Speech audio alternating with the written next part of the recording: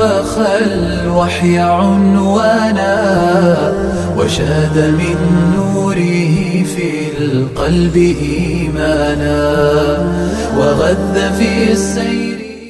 السلام عليكم ورحمة الله وبركاته. بسم الله الرحمن الرحيم. نحمده ونصلي ونسلم على رسوله الكريم. أما بعد, and welcome to another video on the Islamic Knowledge YouTube channel. And as always, before we go any further, if you please do enjoy any of our content, please do subscribe to our YouTube channel and consider sharing this video with others. Now, today's book is an absolutely phenomenal book, and I actually read this book within the space of a week or so, and I genuinely could not put the book down, to the extent where even my family was like, you are obsessed with this book, and it is that good. The reason why is because Mufti Taqi Usmani Sahib is genuinely an inspiration for us all. For myself personally, as a student of knowledge, honestly, he was for me someone that I always looked up to. I've never actually even met him, even though he has come to our institute multiple times. I've never had the opportunity to even shake his hands, but I've read his books and I feel a strong sense of attachment to him simply through his books. And you can kind of know a person very well just by reading their books, and you can see what type of person they are. And when you read a book about them, it kind of is really satisfying when it confirms what you kind of thought they really were in real life. So this is a book wherein it's titled 12 Countries in the Company of Mufti Muhammad Taqi Usmani, and it's written by Mufti Yusuf Shabbir. And this book actually is a kind of journal, and it's a kind of travelogue wherein Mufti Yusuf Shabbir is telling us about his journeys that he has had with Mufti Taqi Usmani in a number of different countries, and 12 different countries, but he also has a lot of his personal journeys as well, to Pakistan for example. And it's a kind of fly on the wall type of book wherein you're kind of watching and learning along with Mufti Yusuf Shabbir all about Mufti Taqi Usmani and what kind of stuff he does, what he likes to eat, what's his daily routine. And it's so unique. I mean, for a student of knowledge, these are the types of books you want to read, and this is a book I would honestly recommend every single imam, every single student, and I'll explain why an imam should also read this book, and every student should definitely read this book and really benefit from the fawaid that you'll find in this book. And throughout the book, by the way, you kind of learn how attached Mufti Yusuf Shabbir himself is to Mufti Taqi as well, to the extent where I would say Mufti Taqi Usmani to him seems to be the same person that Mufti Ibrahim Desai and Mufti Yusuf Shabbir's father, Mufti Shabbir Sahab, are to me, in the sense that Mufti Taqi Sahab seems to have really inspired Mufti Yusuf Shabbir. And I want to share some fawaid on this book. I have kind of written down the fawaid at the start of the book, and I will share them on our Telegram channel, which you can access on Telegram. Just go to Telegram, type in @IK courses and subscribe to that Telegram channel, and I'll put a PDF of these notes and you can kind of learn some of the unique features in the book. Now, one of the things I find so interesting in this book is that, remember, all of these countries that Mufti Taqi Usmani is going to, and a lot of them, they seem to be, for example, countries that are not so prosperous in terms of the Islamic community that's there. So for example, Bosnia, you could say there's a discussion here on Bukhara, Malta, there's a discussion here on Mufti Taqi Usmani's visit to the Balkans, and these are all states to a large degree. A lot of them were affected by communism, and you can see the impact that communism has had. So why is this really important?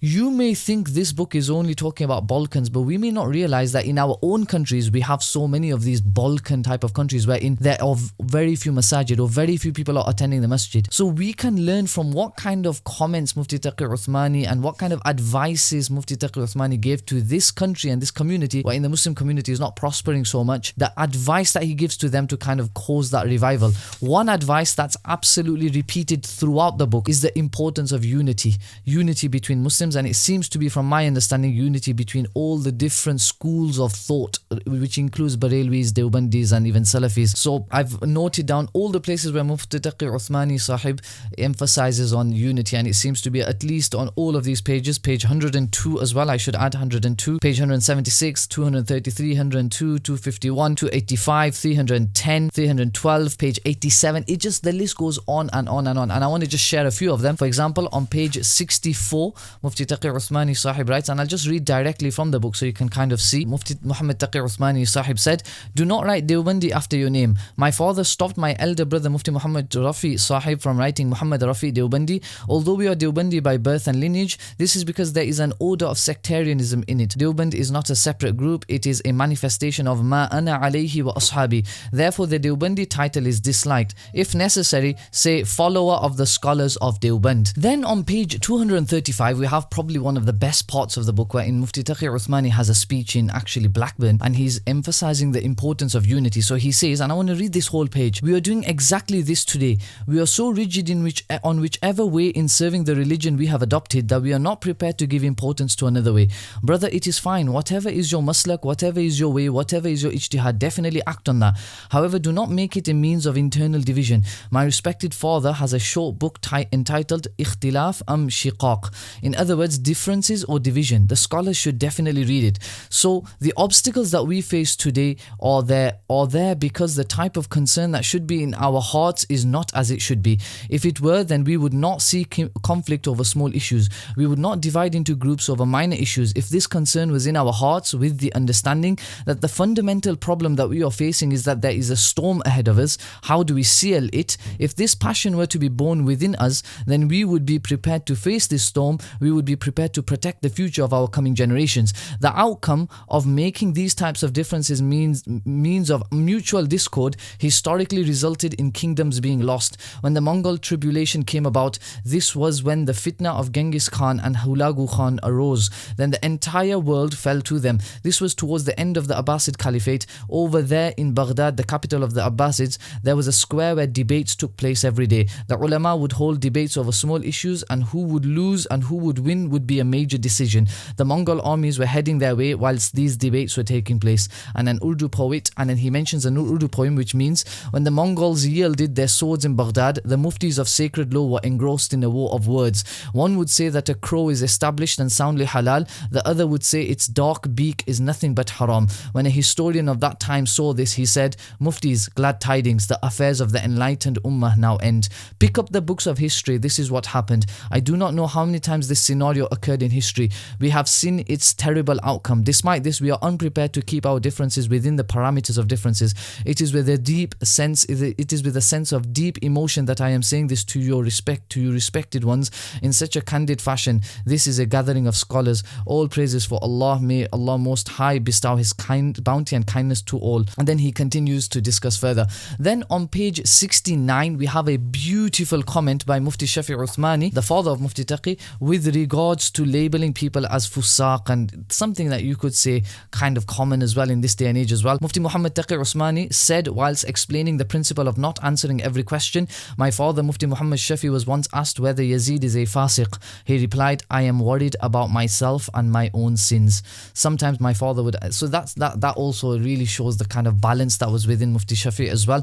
On page 61, we have a comment by Maulana Idris Khandalwi rahimahullah. Mufti Muhammad Taqi Usmani said, Maulana Idris Khandalwi would say the reason for strife among scholars is jealousy, hasad. So this is something that we should all be working on, including myself, and may Allah subhanahu wa ta'ala protect us and keep us unified. On page 69, Mufti Taqi Usmani mentions how Shaykh Ashraf Ali Tanwi rahimahullah would actually do ta'wil. He would make an interpretation for those people who were actually labeling him as a kafir. Mufti Muhammad Taqi Usmani said, when Hakim al-Ummah Maulana Ashraf Ali Tanwi was informed about the fatwa of kufr, disbelief against him, he said, perhaps the love of our Prophet ﷺ overpowered them. In other words, he sought a way to absolve them from the sin of takfir. So it wasn't this type of approach of man kaffarana kaffarnahu.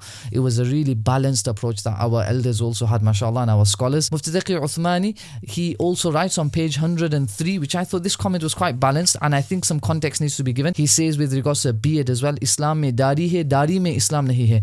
The beard is a part of Islam, but don't make Islam completely dependent on the beard. But however, that may create the impression that he's belittling the beard, and he's not doing that at all. On another page in the book, around page 222 or somewhere, he actually says that the beard can stop, the beard protects a person from many sins. It is a huge barrier. So there's a balance, and there's this type of really interesting kind of mahabba and love that Mufti Taqi Uthmani has, and also this type of real important balance that Mufti Taqi Uthmani has as well.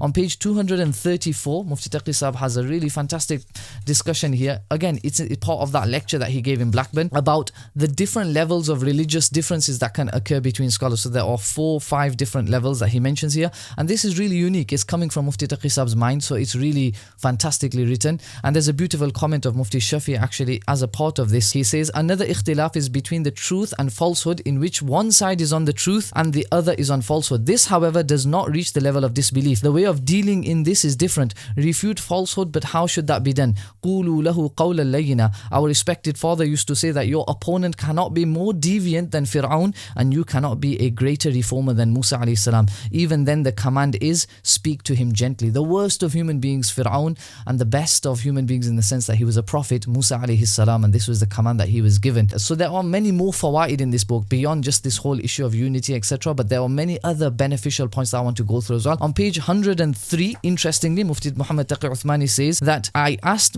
this is Mufti Yusuf Shabbir speaking, I asked Mufti Sahib regarding his visit to Iran. He mentions many different things, and then after that he says, Mufti Sahib suggests that after the Rawdah in the blessed city of Medina, he has not experienced Nuraniyat as much as he experienced at the grave of Fariduddin al-Attar in Iran, which is quite unique, to be honest. On page 120, we learn the adab and respect that Mufti Taqi Usmani has when ahadith are being read. Mufti Yusuf Shabbir was sitting with him, and they were about to read some ahadith in Riyadul Jannah, in the holy city of Medina Munawwara. As soon as Mufti Taqi Usmani was sitting on a chair, but Mufti Sahib sat on the floor whilst the hadiths were read. I began by reading al-hadith al-musalsal bil-awwaliyah. I also read the final hadith of Sahih al-Bukhari, after which he returned to his chair. So he got down from his chair just because the ahadith were being recited. On page 182, there is a really interesting, again, this is not directly related to Mufti Taqi Usmani, but some of the perks of this book. He speaks about how there is a restaurant in Pakistan that if you finish all your food, they give you a 10% discount. There is a breakfast buffet at the Monal restaurant, which is famous on the Damane Koh, serving high quality affordable food with an irresistible view of the city. Interestingly, it offers a 10% discount to customers who avoid waste and finish all the food they take on their plates, which I thought was a really interesting idea that maybe restaurants could think of. Another thing is that on page 246, again, some of the perks of the book, some of the unique things you get to learn. Mufti Taqi Usmani's favorite dish, Mufti Sahib's favorite food dish is buffalo paya, if cooked properly overnight, followed by nihari. His favorite sweet dish is gajar ka halwa, from the looks of it. So anyone who's planning to host Mufti Taqi Usmani, they should perhaps benefit from this as well. On page 251, Mufti Taqi Usmani speaks about how Shaykh al-Hind, when he was in prison, he thought about the problems that the Ummah was going through, and then after that he realized one of them was disunity between the Ummah. And when he came back, one of the things that Shaykh al-Hind did was, and this is written on page 251, that thus he established makatib to promote the Quran, because that was one problem he noticed within the Ummah, and worked with Jamia Milliyah and Aligarh University to unite the Muslims. So he worked with Aligarh University, which technically you could say our scholars may not have viewed always positively over the years if you know the history, but he worked with Aligarh University to kind of reunite the Muslims. Again, on page 265, a little bit of a dig at those who are not yet married. He mentions here that when the completion of Takmila of Fathul Mulhim happened, there was a walima that took place. So much like the walima that took place for Fathul Bari, there was also a walima for Takmila to Fathul Mulhim, and also it was pretty much like Fathul Bari's walima in the sense that it was a memorable moment and a walima was taking place. Again, on page 193, another interesting discussion. Mufti Taqi Usmani's sister, who is about 99 years old, is a murida. She is a murid, she is a disciple of Maulana Ashraf Ali Tahanawi rahimahullah ta'ala. So as my mother is with us, she desires to meet the elder sister of Mufti Muhammad Taqi Usmani, who is approximately 99 years old, as mentioned above. She lives with her son Maulana Fahim Ashraf, and she is obviously, as discussed here as well, she is one of the final disciples of Maulana Ashraf Ali Tahanawi rahimahullah. And then you've got another point, by the way, it's not only the benefits that you notice with regards to Mufti Taqi Usmani in this book, even our Mufti Shabbir Sahib, Mufti Shabbir Ahmad Sahib, there's a brilliant point here mentioned with regards to Mufti Shabbir Sahib. My respected father commented further that tahajjud was made obligatory in the early period of Islam, and there's some difference of opinion on this, but in any case, Mufti Shabbir Sahib mentions an interesting point as to why it could have been obligatory. The verses of the Quran were revealed gradually. Very often verses would be revealed which would be added within the middle of a chapter. It was therefore not as straightforward as one may think. Thus, tahajjud salah served the purpose of revising what was revealed thus far. This was achieved by repeating the Quran therein. So tahajjud salah served as a form of mudhakara, and I've spoken about this in my book of hadith, that the Sahaba would do mudhakaratul hadith. So in the same way, tahajjud salah was an opportunity for them to do mudhakaratul Quran, so to speak. Then also another balanced position, I thought, Mufti Taqi Usmani's view on video broadcast. Obviously we know Mufti Taqi Sahib's position on photography, but I thought this was quite balanced the way he wrote it. On page 307, Mufti Taqi Usmani says, Mufti Sahib said, I was strict regarding video broadcasts in the past. However, I am now flexible because I have seen its positive impact on the lives of people. Many people write to me that their lives changed after watching a speech of mine. Obviously, he's not still advocating advocating, uncontrolled usage of a video broadcast. But in any case, you can see the balanced position. Now, there are many, many more benefits, and I've kind of highlighted some of them. For example, Mufti Taqi Usmani considers Mawlana Abdul Hayy al-Lakhnawi to be a mujtahid fil madhab. There are so many other things. For example, when Mufti Sahib visits a grave, what does he read? So these are things which we can bring into our lives as well. He reads Surah Fatiha, Surah Ikhlas, Surah Mulk, and Surah Yasin if he has time. Someone at one point even asks him, what should you read when you go to the grave? He says that you should read Salam loudly, and then the Quran should actually be read quietly. He discusses the effective method of note taking. There's also a discussion on what Mufti Sahib does before writing a book. So all of this you can access, all of these notes, and you can see the beneficial points in this book by accessing these notes on our Telegram channel, inshallah ta'ala. And I really want scholars to access this book, get a hold of it, read it. It really opened my mind, and it also kind of, really it's a book that kind of matures you as well a little bit, and it makes you appreciate the scholar that is Mufti Muhammad Taqi Usmani. Adamat barakatuhum, and may Allah lengthen his shadow over us and allow us to follow his footsteps. I hope you enjoyed this video. If you did enjoy it, please give it a like and share it with someone. Share it with a scholar who may also enjoy this book. And jazakumullah khaira wa ahsan al-jaza for watching the video, and I hope you join me in the next one. Until then, assalamu alaikum wa rahmatullah.